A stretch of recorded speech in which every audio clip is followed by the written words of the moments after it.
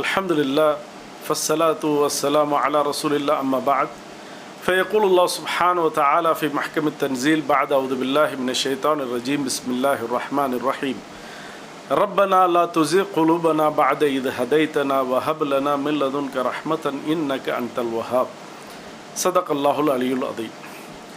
ரமதான் மாதம் இப்போ நம்ம இருக்கிறது கடைசி இறுதி 10ல் இருக்கிறோம். ரமதான் வர்றதுக்கு முன்னாடி நம்ம ஒரு நிலையில் இருந்தோம், ரமதானில் ஒரு நிலையில் இருக்கிறோம். இந்த 30 நாள் ரமதான் அப்படிங்கிறது நம்மள்கிட்ட நிறைய சேஞ்சஸை கொண்டு வரணும் அப்படிங்கிறது முன்னாடி நிறைய பதிவுகளில் சொல்லியிருந்தேன். அதுதான் உண்மையான ஒரு ரமதானுக்குள்ள அடையாளம். அவர் தான் ரமதானுடைய ஹக்கை நிறைவேற்றுறார் அப்படின்னும் சொல்லியிருந்தோம்.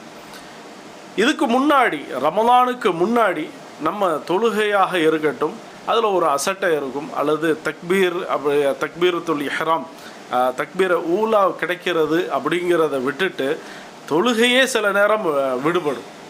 அதே போல் மற்ற மக்கள்கிட்ட நம்ம நடந்து கொள்ளக்கூடிய முறைகளில் நிறைய மாற்றங்கள் இருந்தது. சில பேரை கோல் சொல்லியிருப்போம், புறம் பேசியிருப்போம். இந்த ரமதான் நம்மள்கிட்ட நிறைய சேஞ்சஸை கொண்டு வந்துச்சு. ரமதானை பற்றி தான் அல்லாஹு தாலாவும் நபி ஸல்லல்லாஹு அலைஹி வஸல்லம் நிறைய விஷயங்கள் சொன்னாங்க. ஒரு ரமதான் அப்படிங்கிறது இவர் தொழுகை அதிகமாக இருக்கணும், ரமதான் மாதத்தில் இவருக்கு குர்ஆன் அதிகமாக இருக்கணும், ரமதான் மாதத்தில் அடுத்தவங்களை பற்றி கோல் எதுவும் பேசாமல் இருக்கு, குறை சொல்லாமல் இருக்கு.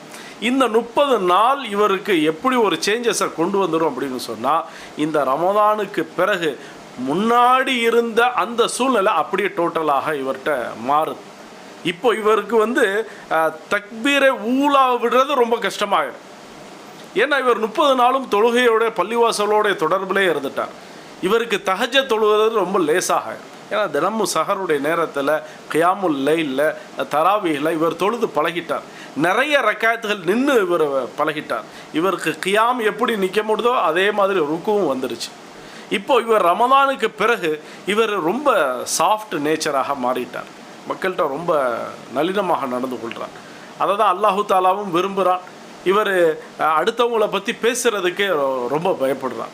அப்போ அல்லாஹு தாலா குர்ஆனில் இப்படி சொன்னால், எல்லாம் எங்களுக்கு ஹிதாயத்தை கொடுத்ததுக்கு பிறகு, எங்களுக்கு முழுசாக ஈமானை கொடுத்ததுக்கு அப்புறம் எங்களை ஹிதாயத்தை விட்டு அந்த ஈமானை விட்டு வேறு வழிக்கு கொண்டு போயிடாது. அது ரொம்ப பெரும் பாவத்தில் கொண்டு போயிடும்.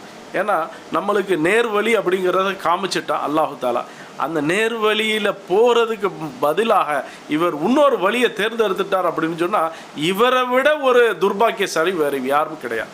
அப்போ அல்லாஹு தாலா நம்மளுக்கு 30 நாள்களில் நிறைய விஷயத்தை காமிச்சிட்டான். இதில் நம்மளோட வாழ்க்கையை கண்டிப்பாக கொண்டு போகணும். வாஹிர் தாவான் அல்ஹம்துலில்லாஹி ரப்பில் ஆலமீன்.